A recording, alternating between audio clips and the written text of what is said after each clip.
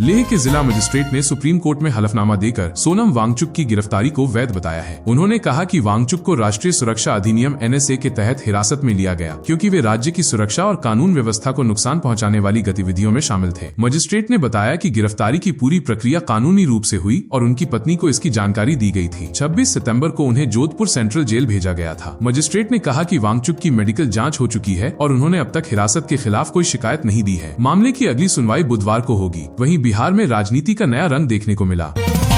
ठाकुर ने औपचारिक रूप से भाजपा का दामन थाम लिया है। पार्टी सूत्रों के मुताबिक उन्हें दरभंगा की अलीनगर सीट से आगामी बिहार विधानसभा चुनाव में टिकट मिल सकता है। मौजूदा विधायक मिश्रीलाल यादव का टिकट कटना लगभग तय माना जा रहा है। मिथिला क्षेत्र में मैथिली की लोकप्रियता और सोशल मीडिया फैन बेस को देखते हुए बीजेपी उन्हें प्रचार का चेहरा भी बना सकती है। हाल ही में उन्होंने बीजेपी नेता विनोद तावड़े से मुलाकात की थी। 25 वर्षीय मैथिली लोक संगीत और मिथिला संस्कृति के लिए जानी जाती है और दरभंगा की रहने वाली है। अब खेल के मैदान की ओर रुख करें तो क्रिकेट जगत से आई है कई अहम अपडेट्स। भारत वेस्टइंडीज सीरीज के बाद टीम इंडिया के हेड कोच गौतम गंभीर ने प्रेस कॉन्फ्रेंस में कई अहम बातें कही। उन्होंने कहा कि रोहित शर्मा और विराट कोहली 2027 वर्ल्ड कप तक खेल सकते हैं, लेकिन फोकस अभी के प्रदर्शन पर होना चाहिए। शुभमन गिल की कप्तानी की तारीफ करते हुए कहा कि वो हर कसौटी पर खरे उतरे हैं। गंभीर ने हर्षित राणा पर हो रहे ट्रोलिंग को शर्मनाक बताया और कहा कि युवा खिलाड़ियों को सोशल मीडिया पर निशाना बनाना गलत है। साथ ही उन्होंने नीतीश रेड्डी की तारीफ की और कहा कि वो हर मौके के हकदार हैं। गंभीर बोले, कोच वही अच्छा है जिसकी टीम अच्छा खेले। वहीं अमेरिका से आई एक चौंकाने वाली खबर ने सबका ध्यान खींचा है। भारतीय मूल के अमेरिकी विश्लेषक एशले टेलिस को अमेरिका में जासूसी के आरोप में गिरफ्तार किया गया है। उन पर आरोप है कि उन्होंने गोपनीय दस्तावेज छुपाए और चीन के अधिकारियों से मुलाकात की। बताया जा रहा है कि मामला राष्ट्रीय सुरक्षा से जुड़ा है। जांच जारी है। उधर एशिया के हालात भी शांत नहीं है। सीमा पार से फिर तनाव बढ़ा है। अफगानिस्तान और पाकिस्तान की सीमा पर फिर बढ़ा तनाव। कुछ घंटों की शांति के बाद मंगलवार रात कुर्रम जिले में अफगान तालिबान और पाकिस्तानी सेना के बीच जबरदस्त फायरिंग गोलाबारी की खबर है, जिससे हालात फिर तनावपूर्ण हो गए हैं। अब रुख करते हैं हरियाणा की ओर, जहां प्रशासनिक हलचल देखने को मिली। हरियाणा में बड़ा प्रशासनिक फेरबदल। IPS OP सिंह अब राज्य के नए DGP बने हैं। सीनियर अफसर वाई पूरन कुमार की आत्महत्या केस में घिरे DGP शत्रुजीत कपूर को छुट्टी पर भेज दिया गया है। OP सिंह 1992 बैच के अधिकारी हैं और फिलहाल अतिरिक्त प्रभार संभालेंगे। और अब बात करते हैं बिहार की, जहां चुनावी गर्मी अपने चरम पर है। बिहार में चुनावी सरगर्मी तेज। रात भर चला टिकट बंटवारे का ड्रामा। RJD, BJP और चिराग पासवान की पार्टी में उम्मीदवारों को लेकर जमकर मंथन हुआ। कई नेताओं के टिकट कटे तो कुछ को आखिरी वक्त पर मौका मिला। सियासी गलियारों में हलचल तेज हो गई है। केरल सरकार ने बड़ा फैसला लेते हुए छात्राओं को स्कूल में हिजाब पहनने की अनुमति दे दी है। कोच्चि के एक स्कूल में कक्षा 8 की छात्रा को हिजाब पहनने पर रोके जाने के बाद ये विवाद बढ़ा था। शिक्षा मंत्री V. शिवनकुट्टी ने कहा कि किसी भी छात्रा को उसके धार्मिक परिधान के कारण पढ़ाई से नहीं रोका जा सकता। वहीं BJP ने सरकार पर धार्मिक एजेंडा चलाने का आरोप लगाया है। विवाद के बीच स्कूल ने कहा कि छात्रा पहले 4 महीने तक यूनिफॉर्म में आती थी, लेकिन बाद में हिजाब पहनने लगी। कुछ अभिभावकों ने छात्रा के परिवार पर PFI से जुड़े होने का आरोप भी लगाया है। मामला अब राज्य भर में चर्चा का विषय बना हुआ है। अब नजर डालते हैं एक अंतर्राष्ट्रीय चेतावनी पर, जिसने चिंता बढ़ा दी है। WHO ने भारत में बनी 3 कफ सिरप COLDRIF, रेस्पिफ्रेश TR और री-लाइफ पर ग्लोबल चेतावनी जारी की है। इन सिरप में जानलेवा केमिकल डाइथिलीन ग्लाइकॉल DEG मिला है, जिससे बच्चों की मौत के मामले सामने आए हैं। WHO ने इन दवाओं के इस्तेमाल से बचने की सलाह दी है। और अब बात करते हैं पर्यावरण की, जहां राजधानी की हवा फिर बिगड़ गई है।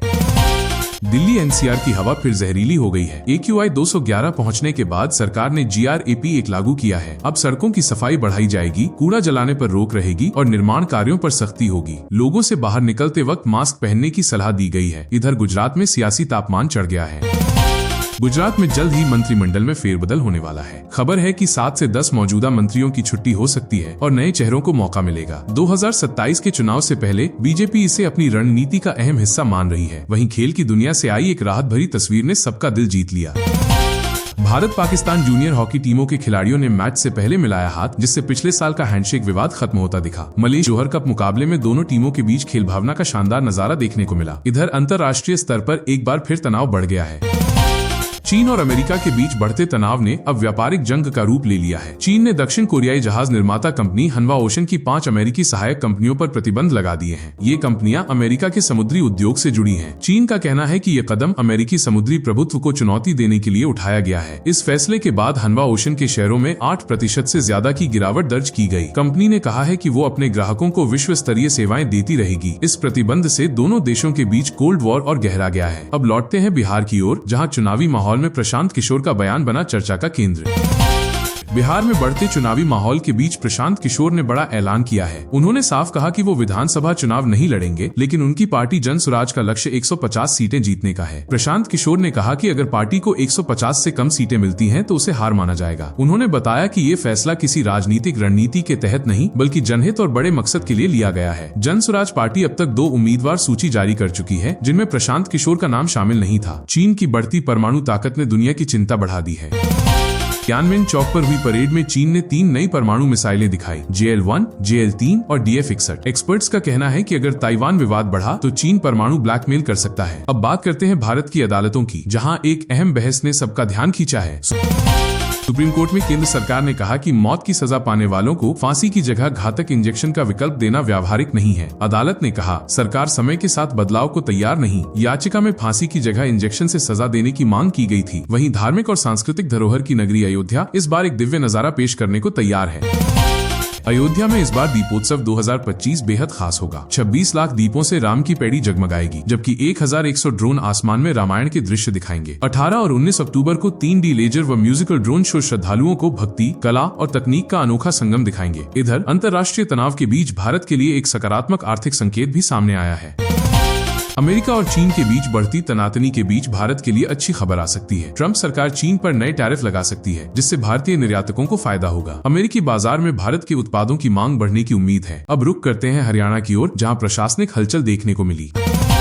हरियाणा में बड़ा प्रशासनिक फेरबदल। IPS OP सिंह अब राज्य के नए DGP बने हैं। सीनियर अफसर वाई पूरन कुमार की आत्महत्या केस में घिरे DGP शत्रुजीत कपूर को छुट्टी पर भेज दिया गया है। OP सिंह 1992 बैच के अधिकारी हैं और फिलहाल अतिरिक्त प्रभार संभालेंगे। और अब बात करते हैं बिहार की, जहां चुनावी गर्मी अपने चरम पर है।